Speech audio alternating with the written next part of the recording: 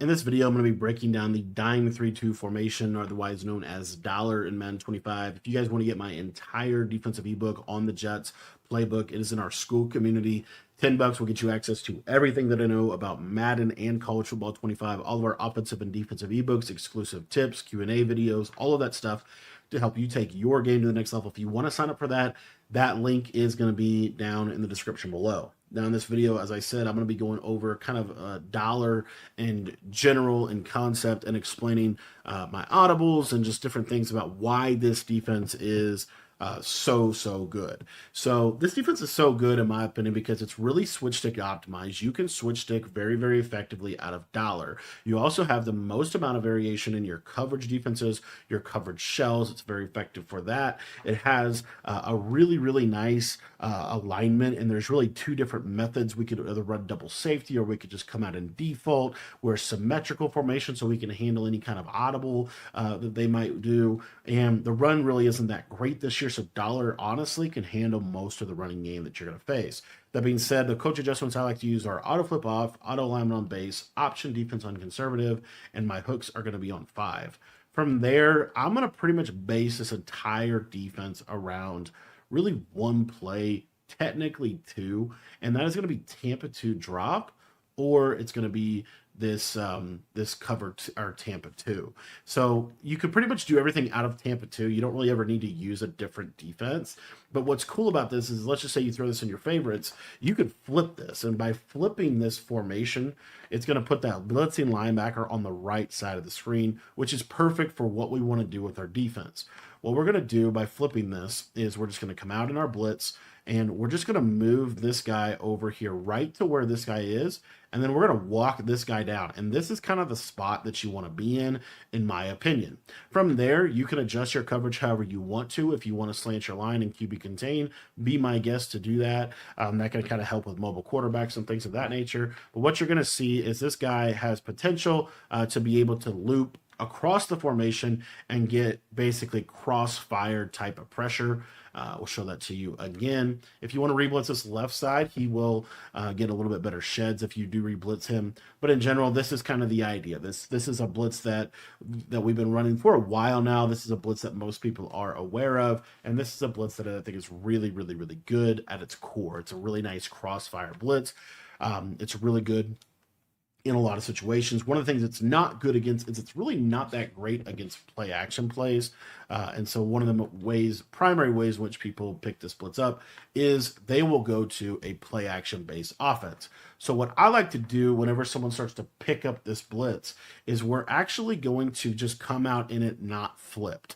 So by coming out in the blitz not flipped, what you're going to be able to do here is you are going to be able to create a nice little disengage type of blitz. I'm going to come out in a regular pass play, and then we'll also show you the play action version.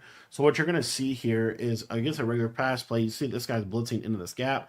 So same kind of idea here. We're going to bring this guy over like this. We're going to blitz him. And so as you see here, he is going to blitz. Actually, I don't know why that doesn't work right. Let me just do it out of cover 3 hard flat now that I say that. So we're going to go to cover 3 hard flat, and you see this is the blitz angle you want. We want him coming down into the basically in between the guard and the tackle. I don't know why this blitz angle got messed up, but it is what it is. We can do this out of cover 2 drop, and I'll show that in a minute if you want to stay in a cover 2 shell. But as you see, you're able to get that disengage type of pressure off of that left-hand side. So if you wanted to, you could just situationally just say, okay, you know what? We're going to situationally, if we start to notice that our core blitz is getting picked up, now we're going to kind of mix in this Tampa 2. And you can even flip it just to keep the same alignment, everything the same, so it looks the same to your opponent. And then now if we bring this guy over and blitz him, you see that he is going to be in that gap now. And now we can just walk this guy down. We can put him in whatever coverage we want. So let's say in this case, we made him tied in.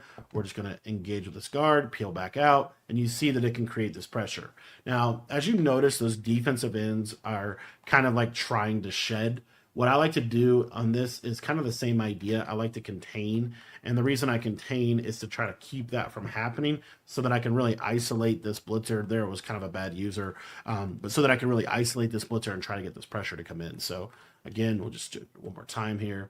And your whole idea here is run straight down, engage with the guard, peel back out. Once you touch the guard, once you actually have an engage with the guard, it's a disengage blitz. It's not like the best blitz in the world, but when you talk about something that can really help with your dollar, I think this is a very, very good defense. I really do. I think it's very good because of what it allows you to do now with your actual regular Tampa 2, because your regular Tampa 2 is going to look just the same. See how it looks exactly the same? Now they start doing different types of protections to try to stop this. Like, for example, what a lot of people like to do is ID this left side corner to get them to stop this disengage. And now all of a sudden you've got your crossfire with a really nice potential to be able to loop. Obviously, these are only send for blitzes. They're not going to come in 100% of the time, but they are very effective. Now, as I said, one of the best ways in this game to counter this this first blitz that we showed you, the crossfire blitz, by moving this guy over, one of the best ways to counter this right here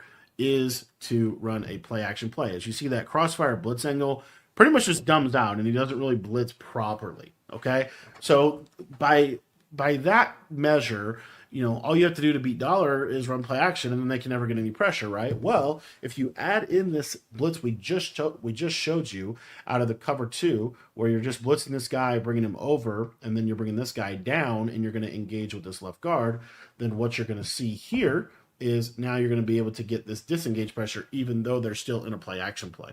So it's a great way to be able to have that send for capability versus regular pass pro and play action, and really forcing your opponent to have to set up some type of pass protection within their offense, which is going to really going to open up your entire defensive system, like whatever you want to do from there.